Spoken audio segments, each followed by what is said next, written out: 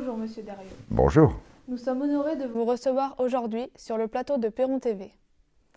Je le rappelle pour nos téléspectateurs les plus jeunes, vous êtes actuellement sénateur de l'Allier.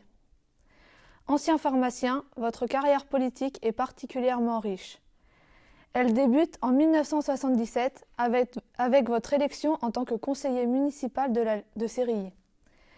Puis tout au long de votre carrière, vous avez été maire de Sérilly, conseiller général de l'Allier, président du conseil départemental de l'Allier à 3 reprises et donc sénateur. On vous accueille aujourd'hui pour un échange autour du rôle d'un sénateur, du quotidien d'un élu de la République et du lien qu'un élu entretient avec son territoire. Je laisse la parole à Léana. Merci Lucie, bonjour. Bonjour, Léana. Débutons par l'émission d'un sénateur et de son rôle dans l'élaboration de la loi. Cela fait aujourd'hui 21 ans, 4 mois et 12 jours que vous exercez ce mandat. Comment devient-on sénateur? Était-ce un objectif dans votre carrière politique? Eh bien, tout d'abord, merci de m'avoir invité et puis vous dire tout le plaisir que j'ai à être avec vous pour cette matinée, surtout dans un lieu qui m'est très cher, dans la mesure où ce collège, eh bien, à partir de mon premier mandat, 1977, donc mandat de conseiller municipal et d'adjoint donc à la commune de Sérilly, on m'avait demandé d'être président du syndicat intercommunal à l'époque qui gérait le collège. Et tout au long de ces années, eh bien, avec mes collègues élus, on a cessé d'améliorer le collège, ce qui fait qu'aujourd'hui, là, grâce au département, puisque après, c'est le département qui a eu cette responsabilité, vous avez eu un collège comme il est aujourd'hui, qui me semble être quand même pas mal. Et donc, j'en suis d'autant plus fier, mais aussi, surtout et avant tout, très content et très heureux que vous m'ayez invité. Alors, comme sénateur, on devient sénateur, d'abord parce qu'il faut le vouloir quand même, parce qu'il faut quand même faire acte de candidature. Mais c'est aussi un peu une suite logique, parce que tous les mandats que j'ai pu faire, et que j'ai encore pour certains, eh bien, ils sont dans une certaine logique. On démarre au niveau de la commune, parce qu'on vient vous chercher, parce que sinon, vous venez pas comme ça en disant, enfin, tout au moins, moi, c'était pas mon cas, en disant, voilà, je veux être au conseil municipal, et on va faire quelque chose. Moi, n'ayant jamais été un militant politique, puisque je n'ai jamais appartenu, même encore aujourd'hui, à un parti politique, c'est tout simplement parce qu'on vient vous chercher pour venir être dans le conseil municipal. Et c'est ainsi que les choses se sont passées et que je suis devenu conseiller municipal et donc premier adjoint au maire à l'époque, tout de suite, et comme cela pendant 3 mandats. Et puis après, eh bien, entre-temps, du coup, on est venu me demander pour être conseiller général, donc conseiller départemental aujourd'hui, c'est-à-dire représenter le canton de Sérilly à l'époque pour être au département. Et puis après, eh bien, si ça marche, si ça ne marchait pas, évidemment, on ne viendrait peut-être pas vous rechercher, ça c'est sûr. Mais quand ça marche, on vient vous dire, eh bien, écoutez, de toute façon, il va y avoir une élection sénatoriale dans quelque temps, c'est-à-dire en 1998 à l'époque, et au mois de septembre, puisqu'elle se passe à ce moment-là, et la personne qui était sénateur de l'Allier, qui était le sénateur Jean Cluzel, mon prédécesseur, eh bien, dit, moi j'arrête, voilà, et puis il faudrait peut-être que vous alliez vous présenter au sénatorial. Ce que j'ai fait, et ça a marché. Et donc j'ai été élu la première fois comme sénateur, et après réélu 2 autres fois. Et c'est parce que, justement, c'est une logique dans les différents mandats que vous arrivez finalement à un moment où vous vous retrouvez peut-être dans un poste ou de député ou de sénateur. Moi, j'ai préféré être sénateur parce que je trouvais que l'atmosphère qui régnait au Sénat était beaucoup plus dans mon tempérament, c'est-à-dire celui de pouvoir parler avec tous, quel que soit le bord politique, ça n'était pas le problème, et que l'on se respectât les uns et les autres. C'est effectivement ce qui se passe au Sénat, ce qui n'est pas tout à fait la même chose à l'Assemblée nationale. Et c'est ainsi qu'on devient sénateur quand les gens vous suivent, les électeurs, parce que c'est pas on dit, on veut, voilà, il n'y a pas que ça. Il faut passer aux élections à chaque fois, et faut-il encore que les gens, les électeurs, votent pour vous en majorité. J'ai eu la chance que c'est ce qui s'est passé. Eh bien, voilà, donc on devient sénateur. On devient sénateur, on devient parlementaire, puisque je vous rappelle que quand on parle du Parlement, c'est l'Assemblée nationale plus le Sénat. Les 2 assemblées, donc, qui font la loi, puisque c'est le but, c'est pour les députés comme pour les sénateurs, c'est de faire les lois. C'est donc ça le véritable but. de l'élection comme parlementaire, mais c'est aussi après d'autres choses, c'est-à-dire c'est pouvoir être sur le terrain, c'est pouvoir faire des rapports aussi sur des grands sujets de société, comme moi j'ai eu à faire à l'époque sur la vache folle, sur l'amiante, sur l'obésité, enfin toutes ces choses qui sont des problèmes de société et pour lesquels on m'a demandé justement de faire des rapports. Voilà, résumé, mais l'action d'un parlementaire, d'un sénateur en particulier. D'accord, merci. Quel est le rôle d'un sénateur dans l'élaboration de la loi et de manière plus générale, comment élabore-t-on les lois en France ?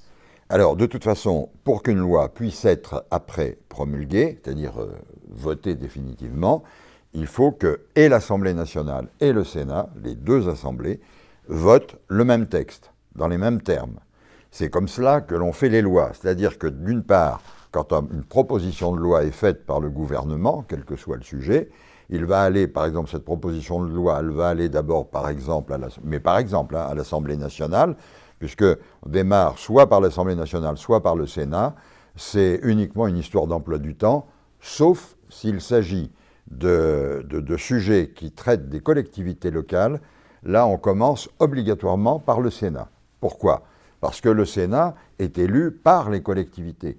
Nous, les sénateurs, nous sommes élus au suffrage universel indirect, puisque nous sommes élus par les grands électeurs, que sont les conseillers municipaux, enfin maires et conseillers municipaux, les conseillers départementaux, les conseillers régionaux et les députés qui votent pour élire les sénateurs. Donc, s'il s'agit des collectivités territoriales, la discussion du texte en question commence par le Sénat. Le Sénat ou l'Assemblée nationale vont commencer par discuter, faire des amendements sur ce texte proposé par le gouvernement. Et ce texte, une fois arrivé, s'il a commencé à l'Assemblée nationale, l'Assemblée nationale va voter son texte et ce texte va venir à ce moment-là au Sénat, qui va recommencer exactement le même travail, mais en le discutant avec sa manière de voir les choses. Vous savez, il y a quelque chose qui est très bien fait oui, dans notre démocratie et dans notre République, c'est qu'il y ait deux assemblées et qui soient élues différemment. Et c'est pourquoi, alors qu'on a la même répartition politique dans les deux assemblées, eh bien on voit que sur le même texte, on n'a pas la même manière exactement de voir les choses. C'est vrai que nous sommes élus, les sénateurs, à un âge un petit peu plus avancé, puisque nous sommes élus à partir de 23 ans, alors que les députés peuvent être élus à 18 ans. Peut-être qu'on voit les choses un petit peu différemment quand on a un peu plus d'âge, un peu plus d'expérience. Et voilà. Et puis donc la discussion va se faire comme ça, et c'est comme cela qu'on arrive à une loi qui va être le texte in fine. Il faut que les deux assemblées se mettent d'accord sur le même texte. Évidemment, ça ne va pas se faire tout de suite.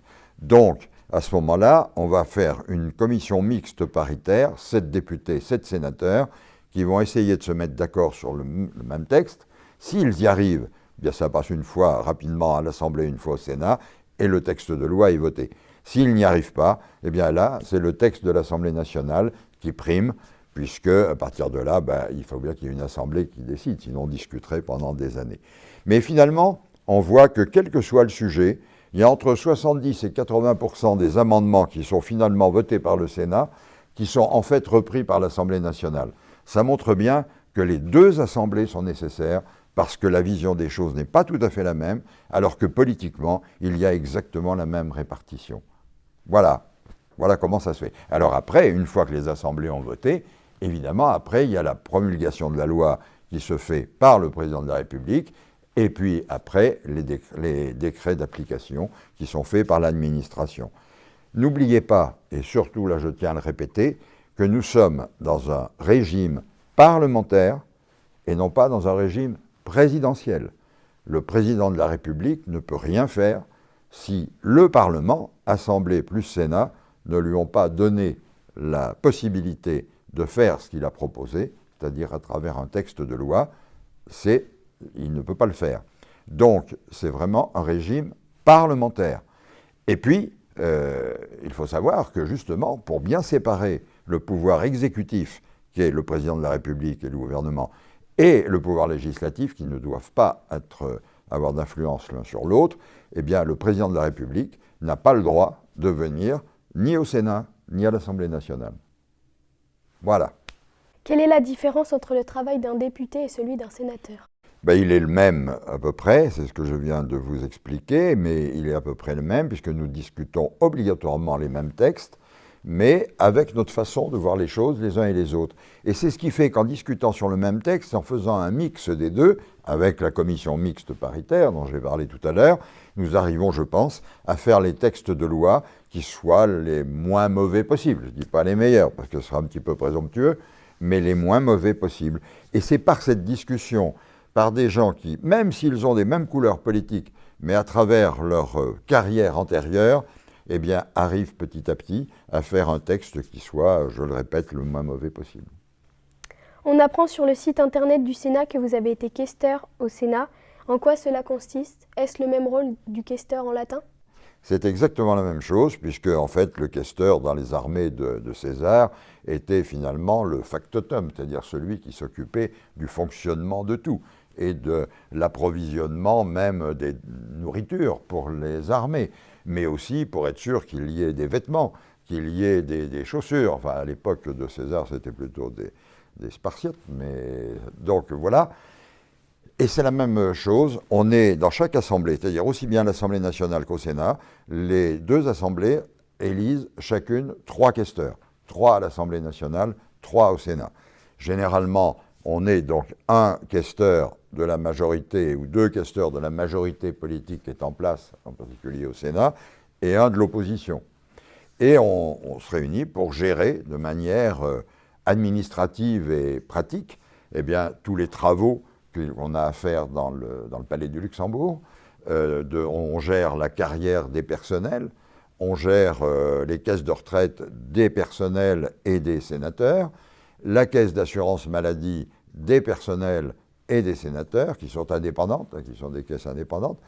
Et tout ça, c'est le travail du questeur. Là encore, il y a un président au Sénat, eh bien, il ne peut pas tout faire tout seul. Il faut que le questeur lui ait donné l'autorisation de dépenser l'argent dont il aura besoin. Voilà, donc c'est exactement la même chose. Les questeurs de nos assemblées font marcher l'armée des parlementaires. Quel est le mode de scrutin pour les élections sénatoriales? Alors pour les élections sénatoriales, donc c'est un scrutin universel, suffrage universel indirect, c'est-à-dire que ce sont les grands électeurs, donc les maires, conseillers municipaux, conseillers départementaux, conseillers régionaux, députés, qui ont été élus chacun dans leur mandat par l'ensemble des populations, par le suffrage universel qui, pour eux, est direct. Et ce sont, une fois qu'ils ont été élus, maires et conseillers municipaux, conseillers départementaux, qui élisent les sénateurs par un suffrage, lui aussi qui est universel, puisque ce sont des élus, donc de toute façon universel, mais indirect, puisqu'ils ont eu une élection auparavant.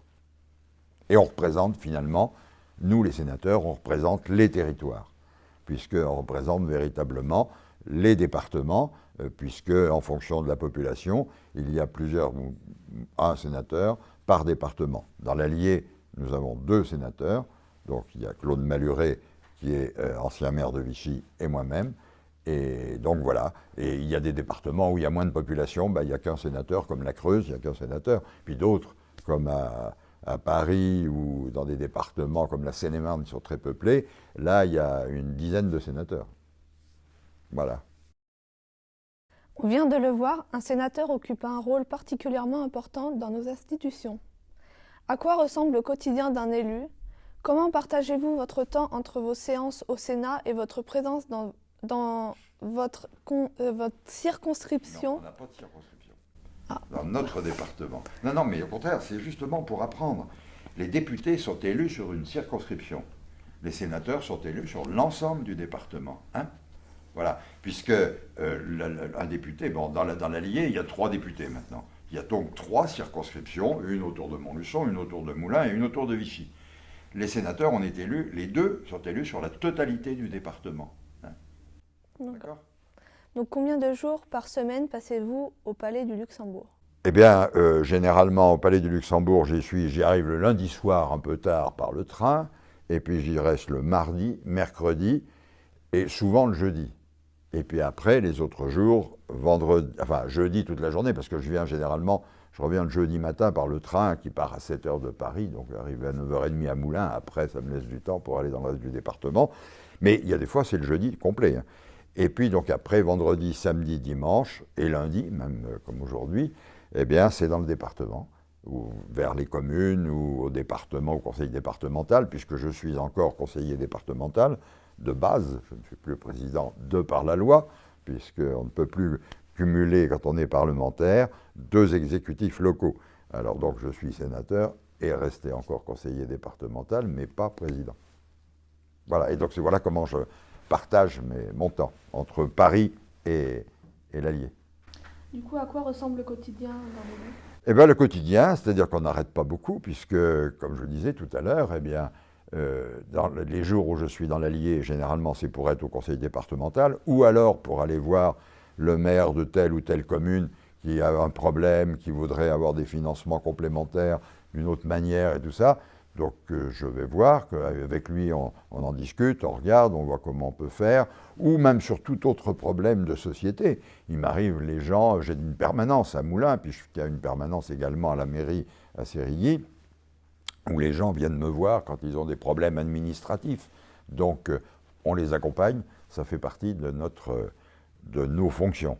Et puis le reste du temps, à Paris, c'est surtout et avant tout pour travailler les textes de loi qui nous sont proposés par le département, ou les rapports qu'on nous confie sur des grands sujets de société, comme je l'ai dit tout à l'heure, où j'ai eu la vache folle, j'ai eu l'amiante, j'ai eu l'obésité, je ne sais plus, il y a eu d'autres aussi. Donc tout ça, ça occupe, parce que là, on fait des auditions de personnes au niveau national et qui sont spécialistes dans leur matière, quoi. Et donc on les invite à venir témoigner pour nous donner des informations sur les sujets que l'on a à traiter. Et puis après, au bout de 6 mois, puisque ça ne peut pas durer plus de 6 mois, on sort un rapport qui est lu par notre commission d'origine. Moi, je suis à la commission des affaires sociales au Sénat, et qui nous donne l'autorisation de le publier. Et après, c'est publié, et ça devient un document qui peut être utilisé par tout le monde. En tant qu'élu, êtes-vous souvent interpellé par des citoyens? Ah oui, ça, fréquemment, mais c'est bien. C'est signe. Moi, je vois que dans notre société, où pourtant on est dans la société de l'information maximale, puisque tous les moyens techniques et technologiques qui ont été développés dans ces dernières années font que théoriquement on devrait être au courant de tout, tout le monde devrait être au courant de tout, avec Internet, avec tout ça.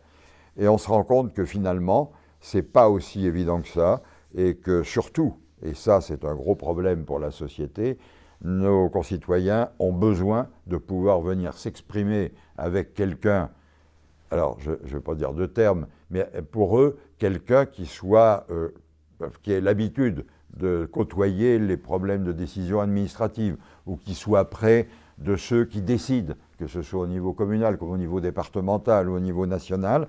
Et les gens ont besoin de ça, et ont besoin que vous parliez avec eux. Ce n'est pas suffisant que d'avoir ou un téléphone ou un écran d'ordinateur pour vous apporter toutes les informations. Même si c'est marqué, même s'ils le retrouvent, il y a besoin d'un échange et de pouvoir parler. Ce qui est réconfortant d'ailleurs. Ça montre à quel point justement, certes, toutes les évolutions technologiques qu'on a pu vivre et qu'on vit depuis quelques années sont nécessaires, indispensables, mais le contact entre les personnes est encore un peu plus important. L'être humain a besoin de parler, a besoin de se confier, a besoin de dire à quelqu'un d'autre, voilà ce qui m'arrive, est-ce que vous pensez qu'on pourrait trouver une solution? Voilà, et bien ça c'est vraiment le contact, et moi que j'aime beaucoup, parce que vous pourrez remarquer que ça correspond en fait à ce qui était mon métier d'origine comme pharmacien, où j'avais le contact avec les citoyens ou mes concitoyens. Et ça m'a toujours beaucoup plu. D'accord, merci. Vous êtes un des rares législateurs de ce pays. Vous avez occupé à plusieurs reprises le mandat de président du conseil départemental. Comment vit-on avec autant de responsabilités? Est-ce qu'il vous arrive de douter des décisions que vous avez prises? Alors, primo, on ne prend pas les décisions seul. In fine, après avoir consulté, bien sûr, si les gens qui sont avec vous sont partagés, il va bien falloir que vous décidiez seul. Alors ça, après, c'est une question personnelle de savoir si on a la capacité de décider ou pas.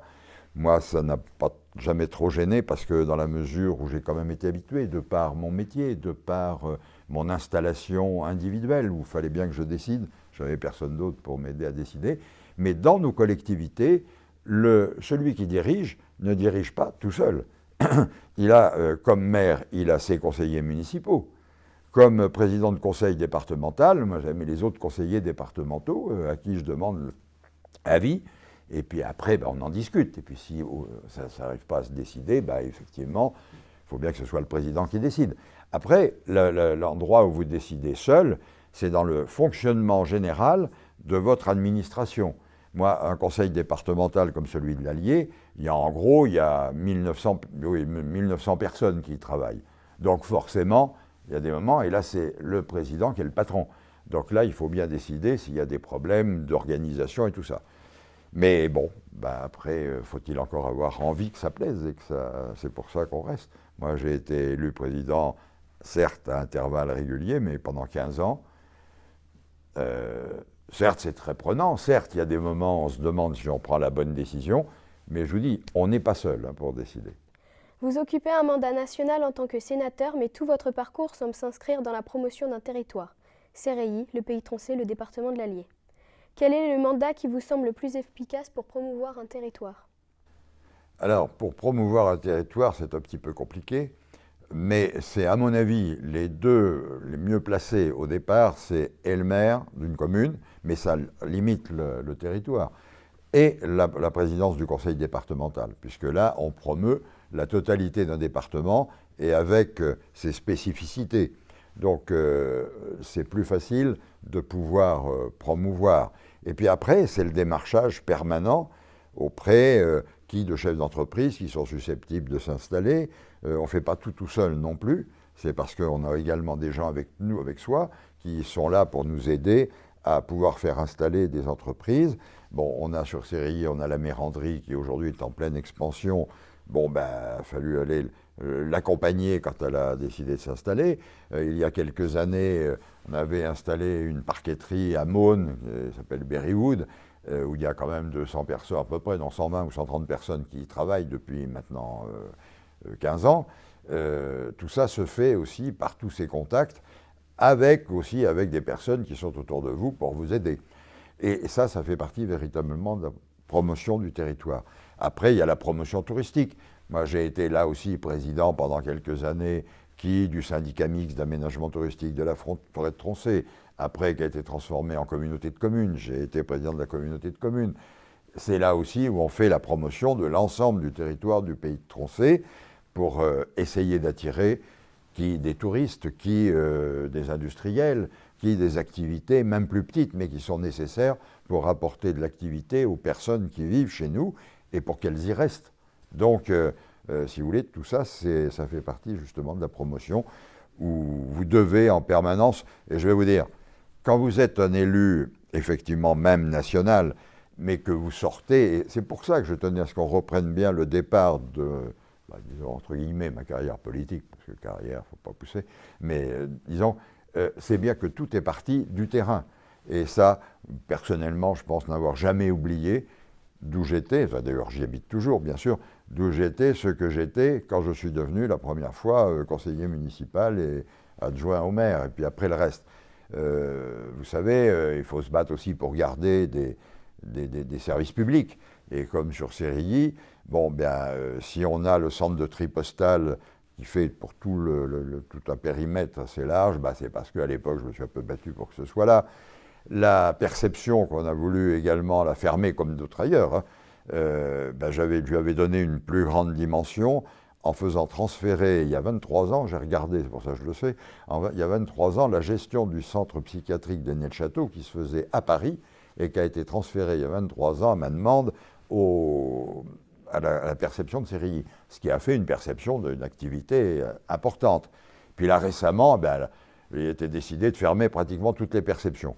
J'ai réussi à obtenir le maintien tout au moins d'une part d'activité, justement basée sur la gestion de la santé, avec le CHS d'Aigné-le-Château, mais aussi la gestion des 4 maisons de retraite qui sont autour, Séréilly, Caunes, Hérisson et Lurcy-Lévis.